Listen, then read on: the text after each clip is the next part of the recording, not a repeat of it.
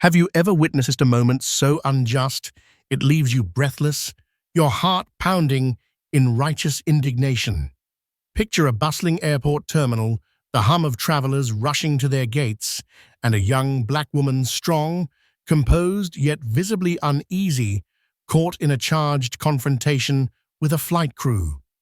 "No upgrades for your kind," one voice sneers. The woman's eyes flicker with fury. Then an unexpected flash of triumph. She slowly withdraws an airline ID from her bag. If you think you know where this story is headed, buckle up. This flight is about to take more twists and turns than anyone ever bargained for. Ebony Brown sat at her kitchen table in the soft morning light, sipping her coffee while scrolling through the news on her phone. The morning headlines, with a usual swirl of political tension, celebrity gossip, and economic predictions. But Ebony's mind was elsewhere. After working for Delta Airlines for nearly 7 years, where she had risen from a trainee flight attendant to a highly respected in-flight service leader, she was finally able to take a well-deserved vacation. She intended to fly to Seattle for a brief stay with her childhood friend, Tasha, who had recently undergone surgery. Ebony wanted to surprise her, so she booked her flight last minute on a different carrier, North Star Airlines. The price was good, and Ebony was determined to keep her trip low-key. Ebony's life had been a whirlwind from the very beginning. She was born in Atlanta, a city known for its vibrant culture, rich black heritage, and the busiest airport in the world. Hartsfield-Jackson Atlanta International Airport. Her mother was a public school teacher, and her father was a retired firefighter. Their modest home was always filled with love, discipline, and the insistence that she could be anything she wanted if she worked hard. As Ebony grew older, she discovered a passion for traveling, a fascination with new cultures, and a profound love of meeting new people. Becoming a flight attendant felt like a perfect match. Over the years, Ebony had garnered a reputation as a calm, collected, and empathetic professional. She thrived under pressure, whether it was an unruly passenger or a medical emergency at 35,000 feet. Her superiors at Delta noticed her excellence early on. Ebony was promoted to lead flight attendant after just 3 years on the job. She soon became the face of mentorship programs for new hires, guiding them with her trademark combination of kindness and no-nonsense leadership. But today's journey, Ebony told herself, would be different. She wasn't in uniform. She wasn't the one greeting passengers as they boarded. She was going to be a passenger blending into the background with a simple pair of jeans, a comfortable black sweater, and white sneakers. She wanted this to be her secret trip, her time to exhale and focus on a friend who meant the world to her. Setting her coffee mug in the sink, Ebony grabbed her carry-on bag and looked around her small apartment. She had done her best to make it a haven, shelves filled with travel souvenirs, miniature Eiffel Towers, snow globes from Dubai, hand-woven baskets from Nairobi. Each piece told a story of adventure and growth. Even though she spent much of her life in the air, her apartment always felt like home. That morning, she couldn't shake a strange sense of anticipation. She chalked it up to traveling as a passenger for once. She definitely wasn't used to letting go of control, of not knowing exactly what was going on behind the scenes in the cabin crew's domain. Perhaps it was that, or perhaps it was intuition nudging her that something wasn't quite right. But Ebony resolved to stay positive. Her friend's recovery needed her energy and warmth. Within an hour, she was in an Uber heading toward Hartsfield-Jackson. The city's skyline gleamed in the distance as early sunlight reflected off glass and steel.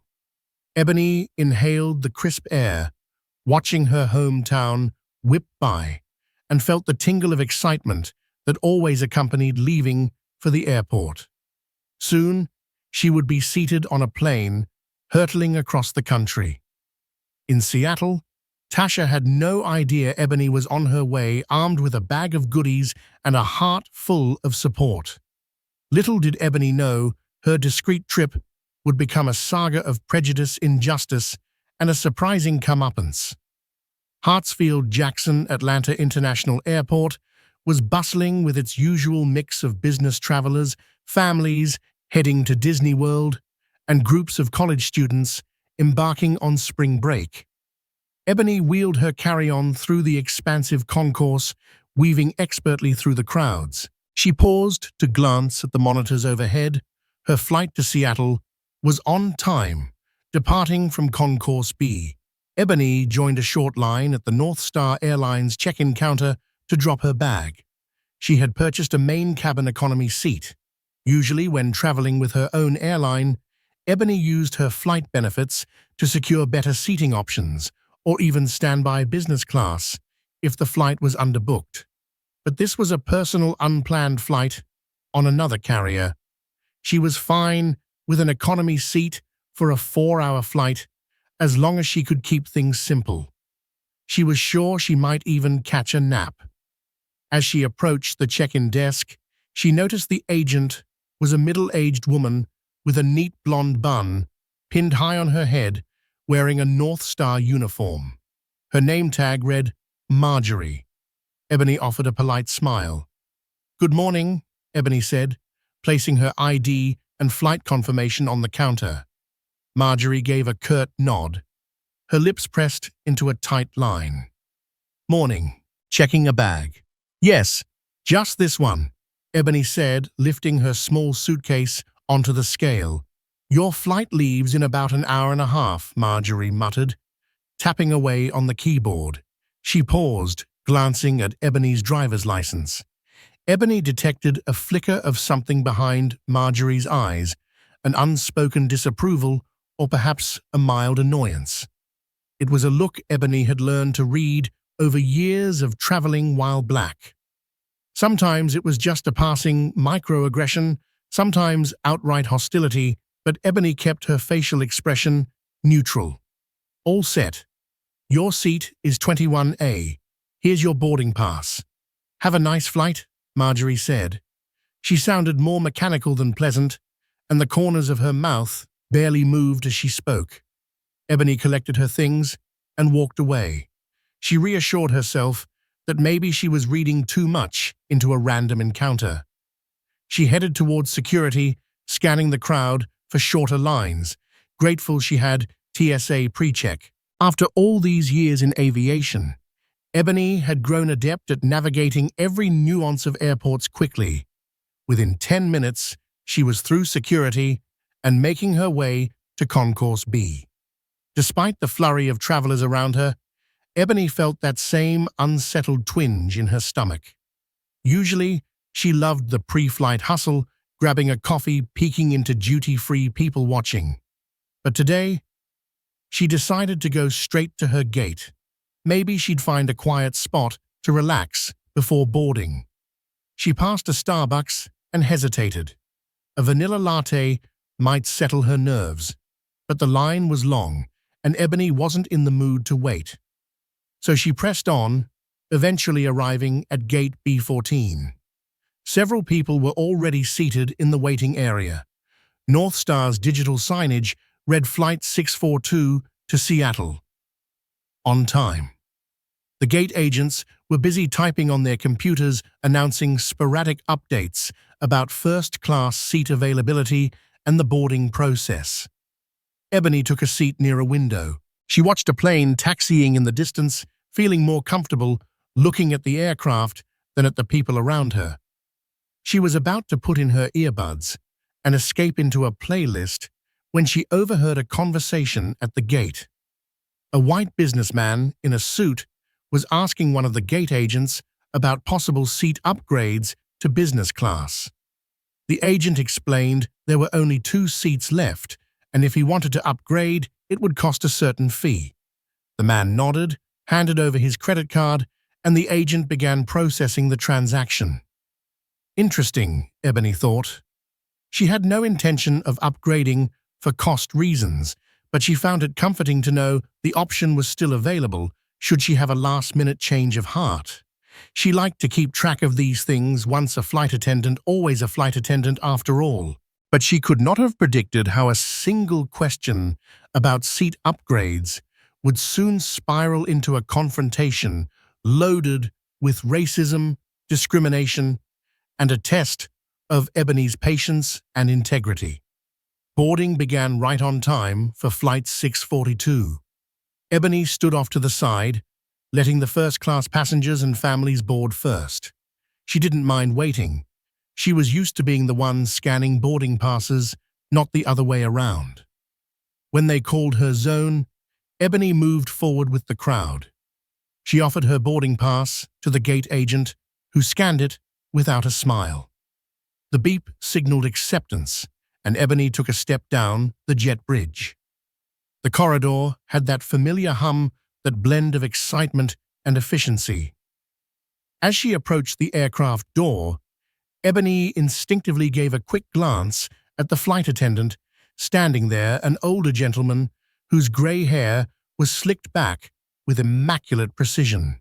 His name tag read Thomas, and he wore the crisp North Star uniform well. "Good morning," Ebony said, a reflexive greeting from her years of working. She extended a polite smile.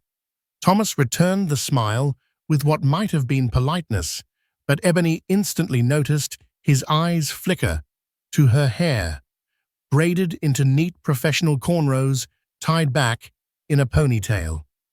He paused just a moment too long before speaking. "Morning," he replied curtly. "Down the aisle, turn right." Ebony nodded and stepped into the aisle. The plane was a Boeing 737, configured in a typical 3-to-3 layout. She navigated toward row 21, noticing the overhead bins filling quickly. With a practiced ease, she hoisted her carry-on into the bin and slid into seat 21A by the window. She found herself between two unoccupied seats, quietly relieved she might not be cramped. As she settled in, Ebony couldn't help but recall the half-second of hesitation in Thomas's face. She told herself again not to read too much into it. Not everyone was overtly friendly, and flight attendants had a lot on their plate, especially during boarding. A few minutes later, Ebony glanced toward the front as more passengers boarded. That same older flight attendant, Thomas, walked down the aisle to check overhead bins for space. Behind him trailed a younger flight attendant, a brunette woman with a severe expression whose name tag read Kelsey. They exchanged quick words Ebony couldn't make out. Kelsey's gaze turned toward Ebony, and their eyes locked for a moment. Ebony looked away, pretending to read a text on her phone, but a current of unease made the hair on the back of her neck stand up. Seated behind Ebony was a soft-spoken elderly couple. Across the aisle, a mother tried to calm a fussy toddler. The normal chaos of boarding, Ebony exhaled slowly, reminding herself that soon the plane would take off and she'd be able to relax. She watched the passing parade of passengers, each with their own stories: businessmen, families, young couples. Each seat gradually filled. At last, the doors closed. The overhead bins snapped shut. Ebony observed the standard safety demonstration, mentally comparing how North Star's script differed from Delta's. The plane pushed back from the gate engines, roaring in anticipation. Ebony felt the familiar surge of adrenaline as the aircraft accelerated down the runway. She might not be working this flight, but the thrill of takeoff never got old. The plane reached cruising altitude, and the seatbelt sign pinged off. Passengers adjusted their seating, and Ebony leaned her head back. She had just begun to doze off when she heard a raised voice in the aisle. "Excuse me, could I see about that seat upgrade?" A middle-aged black man was asking Kelsey. He explained that he'd just found out his father had passed away, and he needed a bit more space to compose himself during this emotional flight. He was willing to pay. Kelsey's response was clipped polite but dismissive. "I'm sorry for your loss, sir, but we're not offering any courtesy seat changes at this time. You can inquire, once we land, about changing your next leg of travel." "Courtesy, I said. I'd pay the man." Clarified voice tinged with sadness and frustration. "Please return to your seat, sir," Kelsey replied, ignoring his willingness to pay the upgrade fee. Her tone brooked no argument. Ebony watched her empathy immediately going out to the man. She wondered why Kelsey was being so abrupt. Usually, flight attendants tried to be more compassionate in such circumstances, or at least direct them to an official channel. Could it be that the seat upgrades had sold out? Possibly. But Ebony's experience told her something else might be at play. The man, disheartened, returned to his seat. Ebony considered intervening, but as a passenger herself, she wasn't in a position to instruct or critique the crew's decisions. Still, the entire exchange sat uncomfortably with her. Not long after, Ebony felt a slight cramp in her legs. She stood to stretch and headed toward the galley at the rear of the plane, hoping to grab a cup of water. The flight attendants Thomas and Kelsey stood there, talking in hushed voices. Ebony cleared her throat softly, not wanting to intrude, but needing their attention. "Hello," Ebony said politely. "Could I have a cup of water, please?" Thomas turned first, giving Ebony a perfunctory glance. Then Kelsey looked at her, frowned slightly, but reached for a plastic cup. "Sure," she said, her voice neutral. Ebony accepted the cup of water with a smile. "Thank you. Quick question. Do you know if there are any upgrades available? I saw the gate agent sold a couple, but just wanted to check if you had any last-minute cancellations in business class." She asked out of simple curiosity. If the cost wasn't exorbitant, Ebony might consider it, especially for a 4-hour flight. But the moment the question left her lips, Ebony felt tension spike in the air. Kelsey's eyes narrowed. Thomas stiffened. "No upgrades for your kind," Kelsey said flatly, then sipped from her coffee. Thomas shot her a warning look, but didn't correct her. Ebony's heart thumped so hard she could hear blood rushing in her ears. Did she just say that? She stared at Kelsey, momentarily speechless, trying to keep her composure.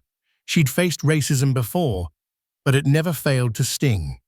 "I'm sorry," Ebony managed, her voice as steady as she could make it. Thomas coughed, looking quickly at Ebony. We don't have any more seats open in business," he said, obviously trying to cover for his colleague's remark. But the damage was done. Ebony looked directly at Kelsey, forcing the other woman to hold her gaze. "What did you mean by no upgrades for your kind?" Kelsey's lips thinned. She shrugged, making a half-hearted attempt to look casual. "I don't see a reason to discuss it further. If you'd like something else to drink, let me know." Stunned Ebony blinked back tears of anger. This was blatant. She took a breath, her professional training kicking in, reminding her to remain calm, especially in public. She slowly turned to Thomas, hoping for some sense of reason. "Please clarify what was meant by that statement." Thomas seemed conflicted. His eyes darted from Ebony to Kelsey, and then he mumbled, "She just meant there are no seats left. That's all." Of course, Ebony didn't believe that. Her instincts told her that Kelsey's remark was precisely what it sounded like, a racist jab. Ebony was about to say more, but the seatbelt sign dinged on suddenly, and the captain announced turbulence ahead. The flight attendants were instructed to take their seats. Thomas and Kelsey briskly left the galley, leaving Ebony holding her half-finished water. Ebony returned to her seat, her mind buzzing with confusion, hurt, and anger.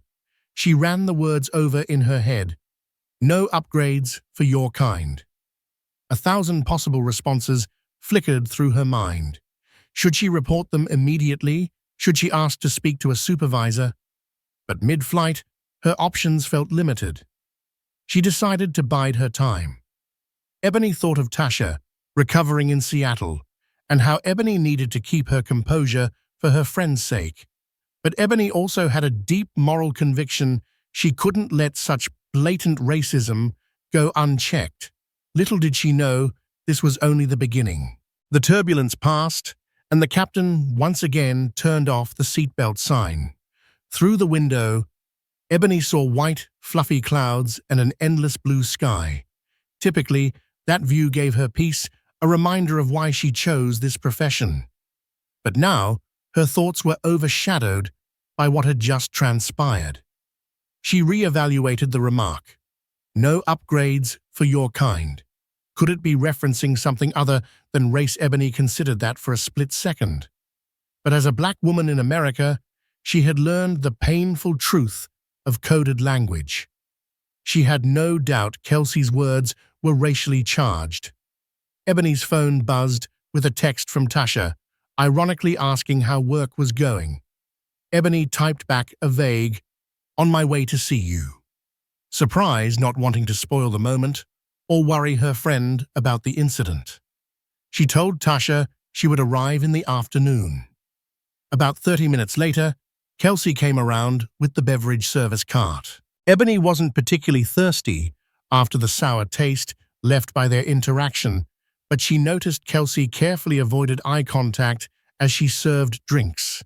She offered Ebony a plastic cup of soda with a forced politeness that made Ebony's stomach churn. When the cart moved on to the next row, Ebony overheard a passenger behind her, an older black woman, ask if there was any chance for extra leg room. She had a knee condition, and it flared up on longer flights. Kelsey's response was almost identical to what Ebony had heard earlier. "Sorry, no upgrades for your kind." This time, Ebony was certain of what she'd heard. The older woman looked taken aback. She pressed for clarification, but Kelsey hurriedly moved on, refusing to elaborate. Now Ebony was furious. She couldn't stay silent. But she also knew that an in-flight confrontation could escalate quickly. She began drafting a note on her phone, detailing the times and nature of these remarks. She wanted a clear record. Ebony also had half a mind to hit the call button and demand a conversation with the purser or captain. But flight attendants typically handle issues themselves. She worried that bringing it to the captain mid-flight might create a bigger disturbance than necessary. Still, Ebony was not just another passenger. She was a senior in-flight service leader at Delta, fully aware of airline protocols, U.S. Department of Transportation regulations, and the absolute zero tolerance for discrimination. No matter which airline, flight attendants received training on providing fair, unbiased service. Ebony recognized that this situation was unacceptable, and the only reason she hadn't yet demanded accountability was her desire to keep the cabin calm. A ding from the overhead speaker startled Ebony. The cockpit announced unexpected turbulence again and instructed everyone to remain seated. Ebony peered out the window. The plane trembled as it sliced through a patch of choppy air. Minutes later, the turbulence subsided, but Ebony's heart remained heavy. She took a few deep, measured breaths and closed her eyes, recalling a mindfulness exercise from her flight attendant training. When dealing with difficult passengers, Ebony had always prided herself on de-escalation. Ironically now, she was the passenger needing to remain calm in the face of hostility from the cabin crew themselves. Eventually, Ebony concluded she had to speak up once it was safe. Her mind raced as she prepared a professional but firm approach. She mentally rehearsed lines I overheard, multiple discriminatory comments, and need to speak to the lead flight attendant or the purser immediately. Ebony knew that every airline had a chain of command in flight. The purser, or in-flight manager, on a large aircraft, usually supervised the flight attendants, However, on a Boeing 737, it might just be a lead flight attendant. She suspected it could be Thomas or maybe even Kelsey, though Kelsey's behavior suggested otherwise. The beverage service ended, and the flight attendants disappeared behind the curtain in the front galley. Ebony unbuckled and stood ignoring the quiver in her legs. She wasn't nervous for herself. She was outraged and determined. But she also knew confrontation could be draining, especially if the flight attendants doubled down on their prejudice. As Ebony made her way down the aisle, she noticed a few passengers had overheard the earlier remarks. Some eyes followed her curiously, perhaps wondering if she would do something.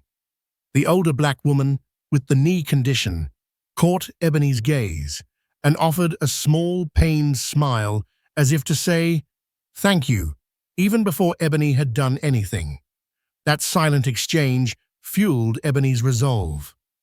She reached the front galley and found Thomas and Kelsey talking quietly. Ebony cleared her throat. "Excuse me." Thomas seemed startled. Kelsey turned around slowly, her expression tense. "Yes," Ebony spoke in an even tone. "I need to speak with the lead flight attendant about the repeated use of discriminatory language I've witnessed during this flight." Kelsey's eyes flashed, but Thomas stepped forward, raising a placating hand. "Let's keep our voices down, please. I'm the lead for this flight. What's the issue?" Ebony was momentarily stunned. Thomas was the lead. That meant Kelsey's behavior was under his supervision. Ebony gave him a direct stare. "I've heard Kelsey say to at least 2 black passengers, including myself, the phrase, 'No upgrades for your kind.' This is blatantly discriminatory. I'm also aware of at least 1 passenger who tried to pay for an upgrade but was rebuffed. I need an explanation and an assurance that this behavior will stop immediately." Kelsey bristled. "I did no such thing," she snapped. "You must have misheard." Ebony blinked. "I'm certain I didn't mishear. You used those exact words to me in the rear galley and again to a passenger seated behind me." Thomas glanced at Kelsey, then turned back to Ebony. "We do not discriminate based on race or anything else. Perhaps this is a misunderstanding. Kelsey was just telling passengers we don't have upgrades available." Ebony felt her heart rate spiking, but she steadied her tone. "That may be your official policy, but your colleague specifically said, 'No upgrades for your kind.' That is not a misunderstanding. That's a deliberate statement." And as a flight attendant myself, Ebony paused, debating whether to reveal her credentials. Her pride insisted she do so.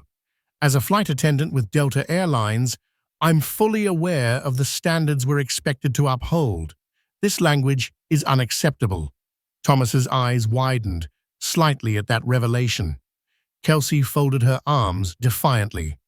"Anyone can claim to be a flight attendant. This is not your airline, and you don't make the rules here. If you have a problem, fill out a complaint form once we land. Now, if you'll excuse us, we have to prepare for another service round." A red flush crept up Ebony's neck. She forced herself to remain composed. "I will indeed file a complaint, but I need your names, both of you, and your employee numbers." Ebony knew how to escalate the situation through proper channels. Thomas nodded stiffly. "My name is Thomas Hastings, employee number 52483.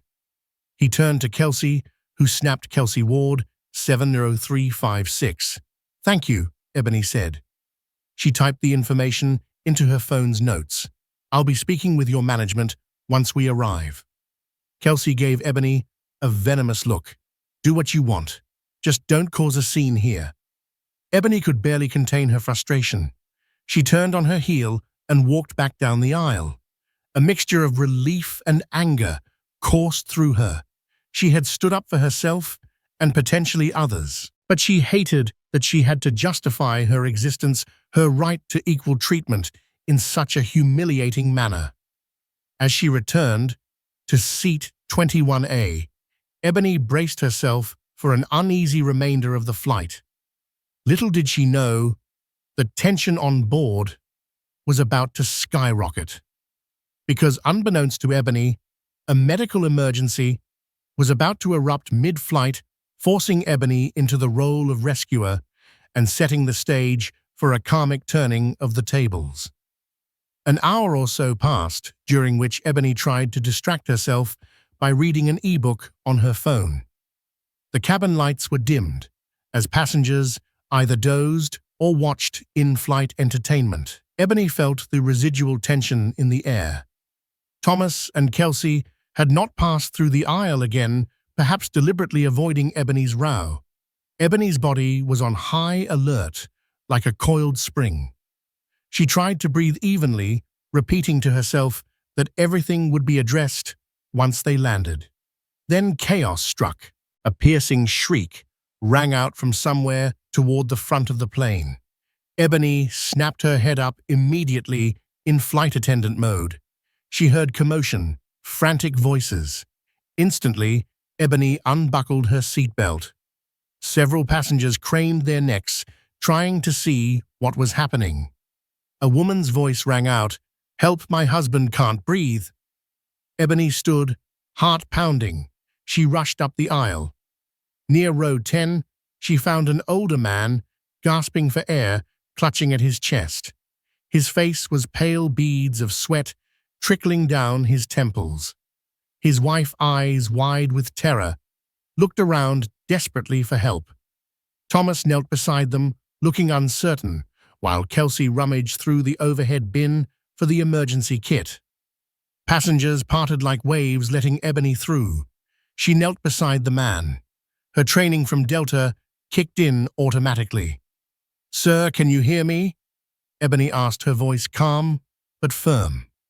She checked his pulse, found it rapid and erratic. She recognized the signs of what could be a heart attack or severe panic attack. Either way, the first step was to ensure the man had enough oxygen. Thomas fumbled with the in-flight medical kit. Ebony took it from him without hesitation. "I've got it," she said, carefully attaching the oxygen mask to the portable tank. She placed it over the man's mouth and nose. "Deep breaths, sir. Deep breaths." Ebony checked his airways, making sure nothing was obstructing. She asked Kelsey to hand her the blood pressure cuff from the kit. Kelsey moved slowly, clearly rattled, handing Ebony the cuff. Ebony wrapped it around the man's arm, simultaneously glancing at the plane's automated external defibrillator AED mounted on the bulkhead. If the man's heart was failing, Ebony might need to administer a shock. She had done so in training simulations, but never in an actual flight emergency. Her chest felt tight with tension, but she clung to her professional instincts. "Ma'am," Ebony addressed the wife, "does your husband have any known heart conditions? Does he take medication for blood pressure or cholesterol?" The wife nodded tearfully. "Yes, he has high blood pressure," and she broke off sobbing. Ebony nodded, her voice soothing. "Okay, that's helpful. We'll do everything we can. Please stay calm. Do you have his medication with you?" The wife shook her head, frantic. "It's in our checked bag." Ebony suppressed a groan. This was the worst-case scenario, but not unheard of. "Thomas, can you call the captain and request a medical consultation over the radio with Medlink? Or whichever service North Star uses," Ebony asked, well aware that in-flight medical emergencies often involved contacting ground-based medical professionals. Thomas, for once, didn't argue. He stood, pulling out his intercom, calling the cockpit. Kelsey stood there, seeming at a loss. Ebony was about to tell her to retrieve the AED when a passenger, a nurse, stepped forward. "I'm a registered nurse," she said, kneeling next to Ebony. "Can I help?" Ebony nodded gratefully. "Yes, please." She directed the nurse on the patient's vitals, while Ebony opened the emergency kit to see if there was an aspirin or nitroglycerin. Airline kits usually have these in case of suspected cardiac episodes. Ebony found aspirin. She quickly asked the wife if her husband was allergic to it. The wife shook her head, so Ebony gave the recommended dosage, ensuring the man could chew it. The plane rattled slightly, from more turbulence adding to the tension. Passengers watched in a hushed circle. The man's breathing was still shallow, but Ebony could feel a pulse, which was a relief.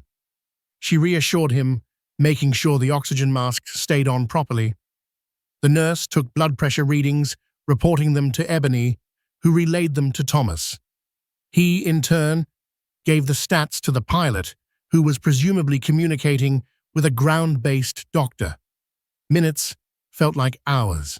The man's color gradually improved, though he was still in visible distress. The nurse and Ebony worked in tandem, stabilizing him as best as they could. At some point, Ebony realized Kelsey had vanished from her side. Glancing over her shoulder, Ebony saw Kelsey in the forward galley speaking to another passenger. Ebony could only guess Kelsey was too unnerved to help, or simply didn't care to. Eventually, the pilot announced they were making an emergency diversion to Denver. Ebony offered the man's wife a supportive smile, hoping to ease her fears. "Your husband's condition seems more stable now. We're going to land as soon as we can, so paramedics can board the plane." The wife nodded through tears, clinging to Ebony's hand. "Thank you. You're an angel." "Are you really a flight attendant?" Ebony gave a small, reassuring grin. "Yes, with Delta, but off duty today. Don't worry, you're going to be okay. We're almost there." Thomas returned, announcing that paramedics would meet them at the gate. The tension in his face had morphed into visible relief. "They'll be waiting." "You did good," he told Ebony quietly, though he struggled to maintain eye contact. Ebony nodded, acknowledging his words. It wasn't about personal validation. She was just glad the passenger was stable. She and the nurse continued to monitor him, and within 20 minutes, the plane touched down in Denver for the emergency diversion. The moment they landed, paramedics rushed on board. Ebony stepped aside, letting them assess the man. She provided a quick summary of the interventions. The paramedics commended her efforts, praising her calm and thorough assistance. They carefully removed him on a stretcher with his wife, following tearful and grateful. As the aisle cleared, Ebony stepped back, the adrenaline still coursing through her. Passengers around her murmured thanks and admiration. She felt a surge of pride. This was what flight attendants did. They saved lives, comforted the distressed, and handled emergencies with poise. Yet Ebony couldn't ignore the sting of earlier discrimination from the crew. Thomas approached, his eyes downcast. "Thank you for what you did.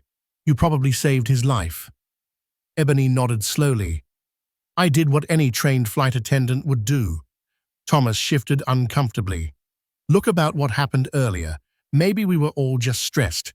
We have policies, you know, about upgrades and who qualifies. It's nothing personal." Ebony's lips tightened. It felt pretty personal when Kelsey said, "No upgrades for your kind." "Twice. I understand you might want to cover for her, but that was blatant discrimination." She took a measured breath. "But I'm not going to argue with you right now. Let's just make sure the rest of this flight runs smoothly."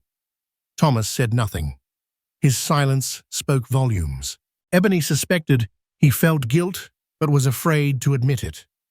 The plane needed to refuel, and the cockpit announced that passengers heading to Seattle would deplane briefly in Denver to wait in the terminal while they serviced the aircraft. Ebony's hands trembled from the emotional toll. She gathered her belongings, noticing sympathetic looks from other passengers. As she followed the crowd off the plane, Ebony felt a new surge of determination.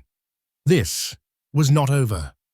The story of Kelsey's and Thomas's discriminatory behavior and Ebony's role in saving a passenger's life would soon reach North Star's higher-ups. Ebony intended to make sure of it. But fate had another twist in store.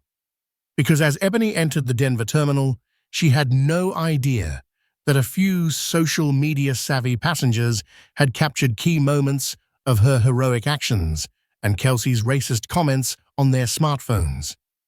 The seeds of karmic justice were already planted, waiting to blossom in spectacular fashion.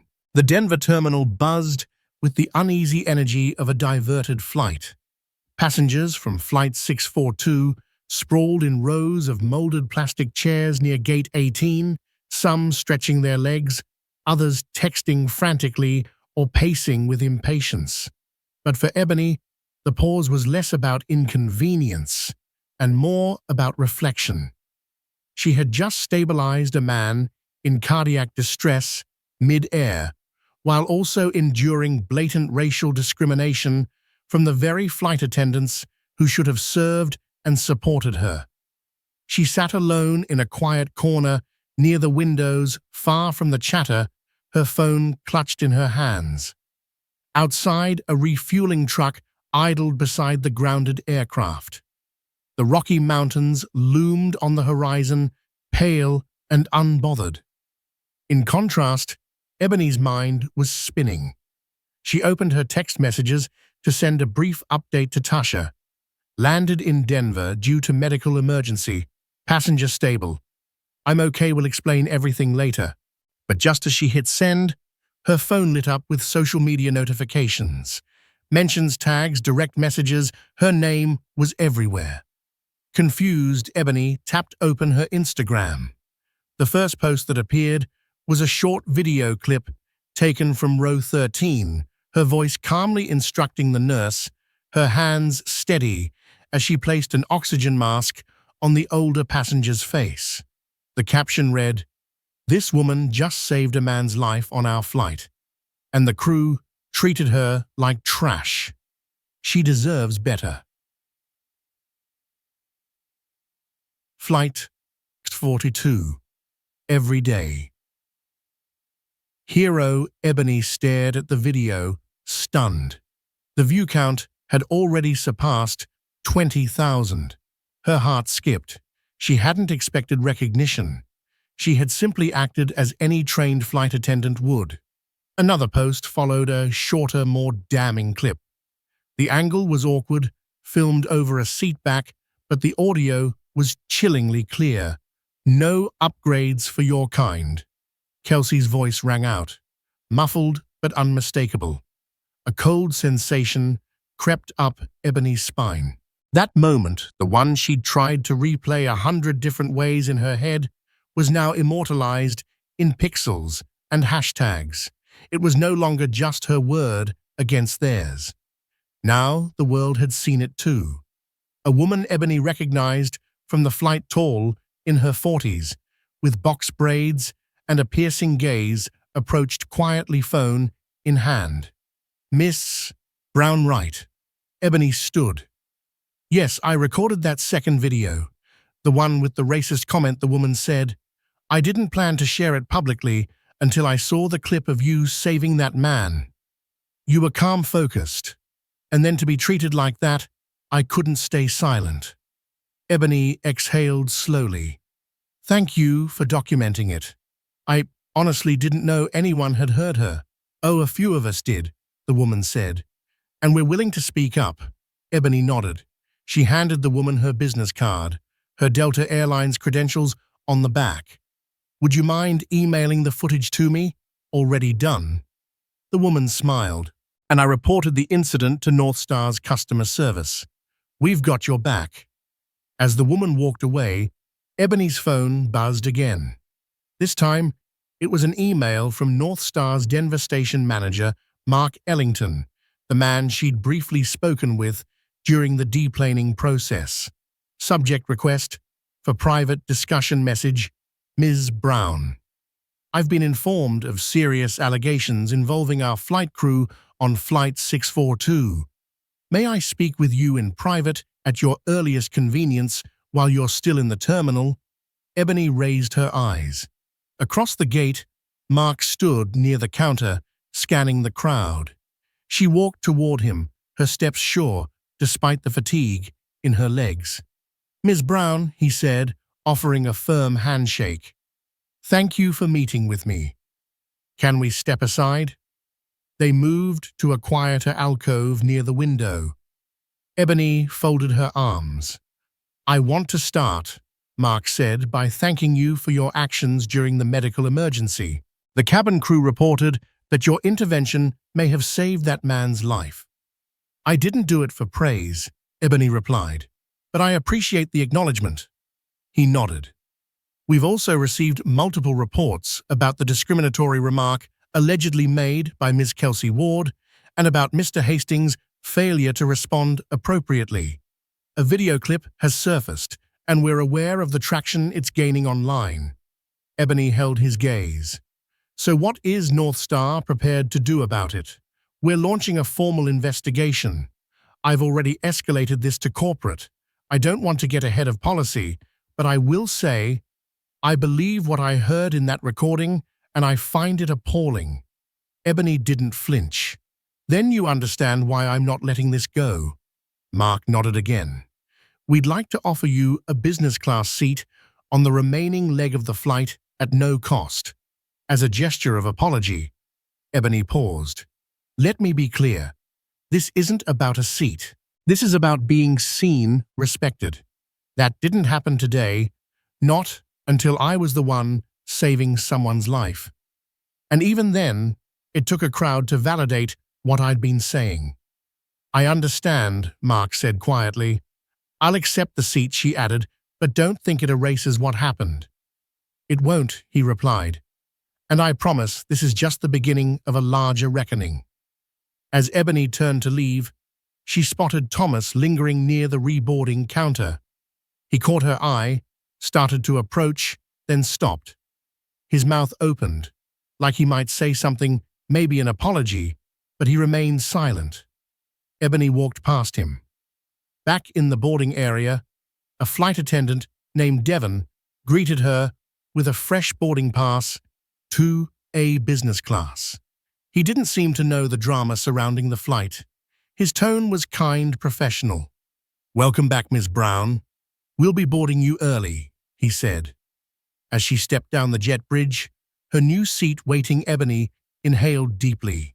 She wasn't just stepping back onto a plane, she was stepping into a moment that would change her future and possibly the airline industry with every step. Flight 642 touched down at Seattle-Tacoma International Airport under a blanket of gray clouds and drizzle. As the wheels hit the runway, Ebony felt a release of tension she didn't realize she'd been holding. The flight was finally over, but the storm it had stirred within her was far from settled. The seatbelt sign dinged off. Passengers stood, stretching and gathering their belongings. Ebony remained seated, watching the crowd.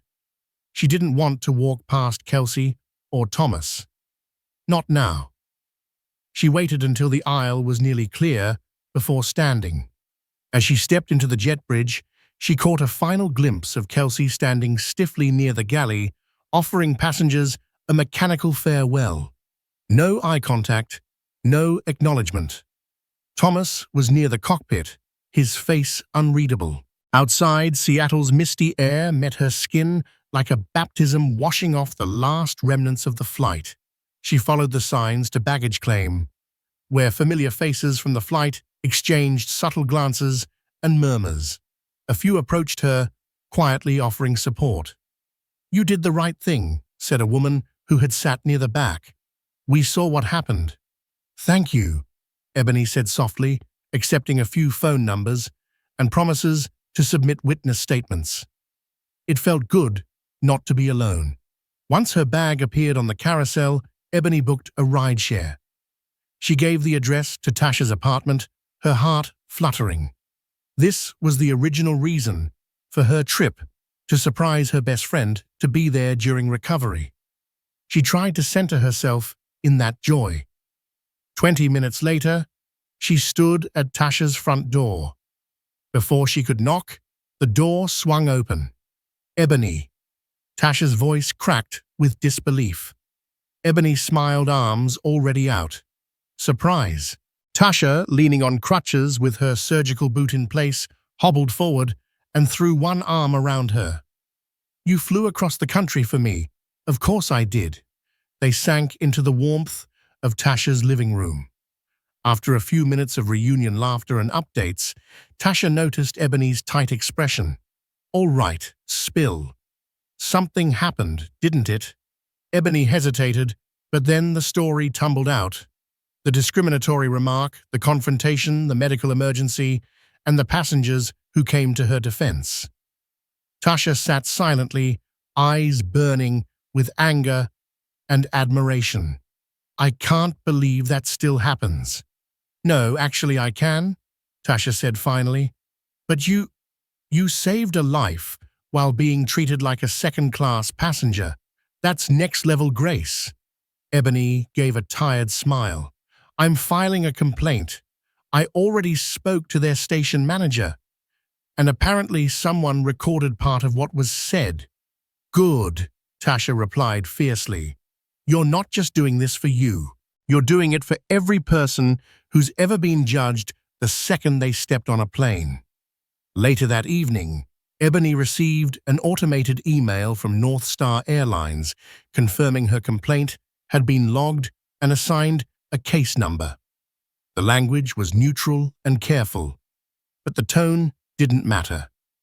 She had taken the first step.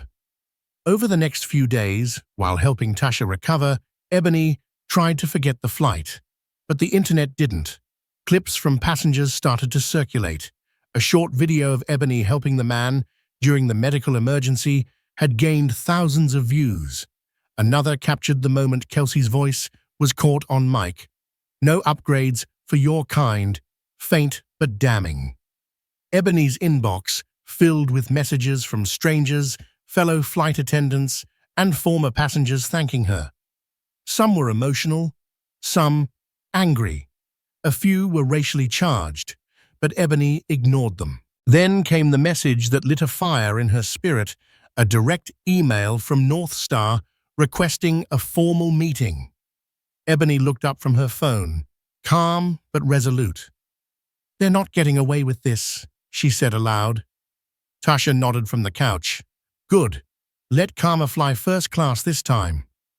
2 weeks after returning to Atlanta, Ebony received the email she'd been waiting for. North Star Airlines requested a formal Zoom meeting to discuss the results of their internal investigation. She accepted, choosing a morning slot. On the day of the meeting, Ebony dressed in a crisp white blouse and navy blazer, her posture confident, her energy calm, but ready. When she logged in, 3 faces appeared on the screen. Mark Ellington, the Denver station manager, who'd initially addressed her complaint, offered a polite nod. Beside him sat Samuel Lee from HR, and most notably, Linda Brown, North Star's Vice President of In-Flight Services. Ebony took in Linda's presence, a black woman in her 50s with composed authority and a tailored suit that said she took no nonsense. Ebony felt a flicker of hope. Maybe someone here understood. Ms. Brown, Linda began, thank you for your patience and professionalism throughout this process. We've reviewed multiple passenger statements, video evidence, and internal crew reports. Based on our findings, disciplinary actions have been taken. Ebony leaned forward slightly. Effective yesterday, Linda continued. Kelsey Ward's employment with North Star Airlines has been terminated. Mr. Thomas Hastings has been suspended for 4 weeks without pay and will be required to complete retraining before returning to duty. Ebony let the words settle. She had expected corporate tap dancing, maybe a quiet warning, a vague apology. But this was real. I appreciate you taking this seriously, Ebony replied. But I have to ask, does this go beyond just disciplining 2 individuals? Because the attitude I experienced wasn't just a bad day, it felt systemic. Linda nodded, expression sober. I agree. We are reviewing our entire in-flight training curriculum. Effective next quarter, we'll roll out mandatory modules on racial bias, de-escalation, and service equity. And there's one more thing. Ebony raised an eyebrow. We'd like to invite you to consult with us, Linda said. Part-time, fully paid, of course. Your insight, especially as a senior flight attendant of color, could help us address our blind spots. Ebony was stunned. You want me to help train your staff? If you're open to it, Linda clarified. We'd work around your Delta schedule, and we've already spoken with your HR. They're open to allowing the collaboration under non-compete guidelines. Ebony hesitated. She hadn't expected a job offer, especially not from the airline, that once allowed a crew member to tell her no upgrades for your kind. But maybe this was the change she hoped to see. If she could help prevent even one future incident. I'll consider it, she said, but I want transparency. No tokenism, no spin. Understood? Linda said firmly. We want change, not a cover-up. Mark interjected, offering another gesture. Also, Ms. Brown, we'd like to offer you 2 complimentary round-trip tickets.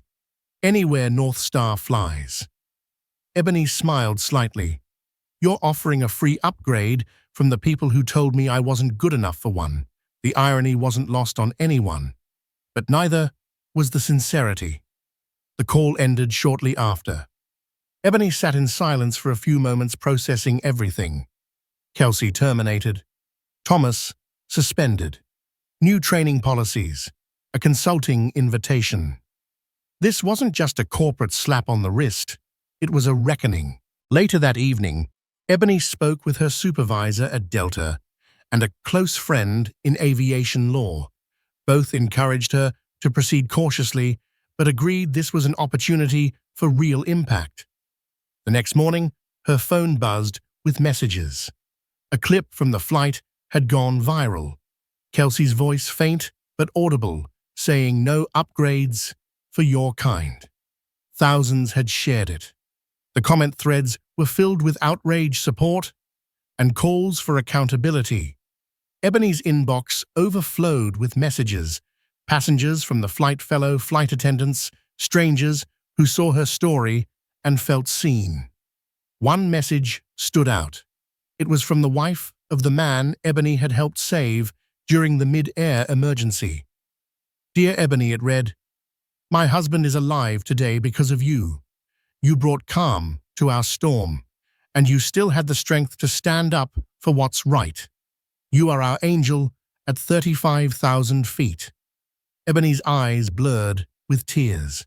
That she thought was why she did what she did, not for applause or payback, but because dignity and courage had always been part of her flight path. Justice had been served. Karma had landed. But Ebony, she was just taking off. In the weeks that followed, Ebony returned to her Delta flights with a renewed sense of purpose. Word of her mid-air heroism and the discriminatory encounter on North Star had spread among colleagues. Many young attendants now sought her guidance, inspired by how she'd handled both crisis and injustice. Delta leadership quietly acknowledged her actions. A few hinted she had the makings of a future manager. Praise Ebony accepted with humble grace. Meanwhile, Linda Brown from North Star reached out again, updating Ebony on their official public apology and new training measures. The offer for Ebony to consult on anti-discrimination training remained open. Delta's HR approved it under clear conditions, and Ebony saw potential to create lasting industry change. She occasionally thought of Kelsey and Thomas. Whether they learned from the ordeal remained unknown, but Ebony hoped accountability had left its mark. Then came a message that brought her to tears, a thank you from the wife of the man whose life she'd helped save. We stand with you, Ebony. That flight had revealed the worst and best of humanity. But through it all, Ebony stood tall. Her voice had brought justice. Her actions had saved lives, and her integrity had set a higher bar for what it means to serve at 35,000 feet. Thank you for joining me on this gripping journey. where courage overcame discrimination and justice was served at 35,000 feet. Ebony Brown refused to let hateful words define her, and in doing so, she not only changed one airline's policies, but also reminded us all of the power that lies in speaking up. If Ebony's story resonated with you, remember there are countless unsung heroes fighting for fairness every single day. Let's celebrate them, learn from them, and strive to make our skies and our world more inclusive. If you found this story inspiring or eye-opening, please hit that like button, share it with someone who needs to hear it, and subscribe for more stories that capture the triumph of human spirit. Your support helps amplify these voices so together we can keep pushing for meaningful change, one story at a time. Safe travels, everyone.